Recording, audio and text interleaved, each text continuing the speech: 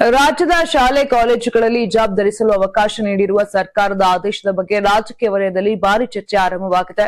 ಸರ್ಕಾರದ ಈ ನಿರ್ಧಾರವನ್ನು ವಿರೋಧಿಸಿ ಹಿಂದೂ ಪರ ಸಂಘಟನೆಗಳು ಉಗ್ರ ಹೋರಾಟದ ಎಚ್ಚರಿಕೆ ನೀಡಿದ್ರೆ, ಬಿಜೆಪಿ ನಾಯಕರು ಕೂಡ ಸರ್ಕಾರದ ಕ್ರಮವನ್ನ ಖಂಡಿಸಿದ್ದಾರೆ. ಈ ಕುರಿತು ಮೈಸೂರಿನಲ್ಲಿ ಪ್ರತಿಕ್ರಿಯೆ ನೀಡಿದ ಮುಖ್ಯಮಂತ್ರಿ ಸಿದ್ದರಾಮಯ್ಯ ಕೇಸರಿ ಶಾಲು ಧರಿಸಿ ಶಾಲೆ ಕಾಲೇಜುಗಳಿಗೆ ಬರುವಂತಿಲ್ಲ ಎಂದು ಸ್ಪಷ್ಟಪಡಿಸಿದರು.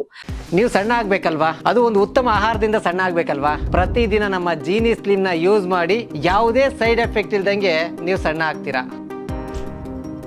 ಇನ್ನು ಹಿಜಾಬ್ ವಿಚಾರದಲ್ಲಿ ಬಿಜೆಪಿ ಆಕ್ಷೇಪ ವ್ಯಕ್ತಪಡಿಸಿರುವ ಬಗ್ಗೆ ಮಾತನಾಡಿದ ಸಿಎಂ, ಜನಿವಾರ, ರುದ್ರಾಕ್ಷಿ, ಶಿವದಾರ, ಹಿಜಾಬ್ ಇವುಗಳನ್ನು ಧರಿಸಬಹುದು, ಆದರೆ ಕೇಸರಿ ಶಾಲು ಹಾಕಿಕೊಂಡು ಶಾಲೆ ಕಾಲೇಜುಗಳಿಗೆ ಬರುವುದಕ್ಕೆ ಅವಕಾಶ ಇರುವುದಿಲ್ಲ ಎಂದು ಹೇಳಿದ್ರು.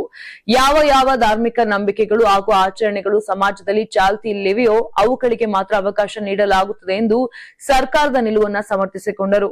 ಇದೇ ವೇಳೆ ಪ್ರಧಾನಿ ನರೇಂದ್ರ ಮೋದಿ ಅವರ ಬೆಂಗಾವಲು ವಾಹನಗಳ ಕಡಿತ ಕುರಿತ ಚರ್ಚೆಯು ಮೇಲೂ ಸಿದ್ದರಾಮಯ್ಯ ಪ್ರತಿಕ್ರಿಯಿಸಿದ್ದಾರೆ.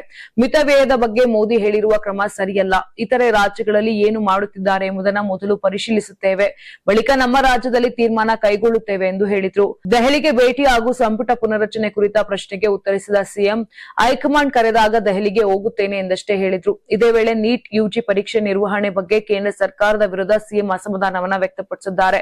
ನೀಟ್ ಪರೀಕ್ಷೆಯನ್ನ ಕೇಂದ್ರ ಸರ್ಕಾರ ಸರಿಯಾಗಿ ನಡೆಸಿಲ್ಲ, ಆದರೆ ನಾವು ಸಿಇಟಿ ಪರೀಕ್ಷೆಯನ್ನ ಯಶಸ್ವಿಯಾಗಿ ನಡೆಸಿದ್ದೇವೆ. ವಿದ್ಯಾರ್ಥಿಗಳಿಗೆ ಇದು ದೊಡ್ಡ ಅನ್ಯಾಯವಾಗಿದೆ ಎಂದು ಸಿದ್ದರಾಮಯ್ಯ ಆಕ್ರೋಶವನ್ನ ವ್ಯಕ್ತಪಡಿಸಿದ್ರು.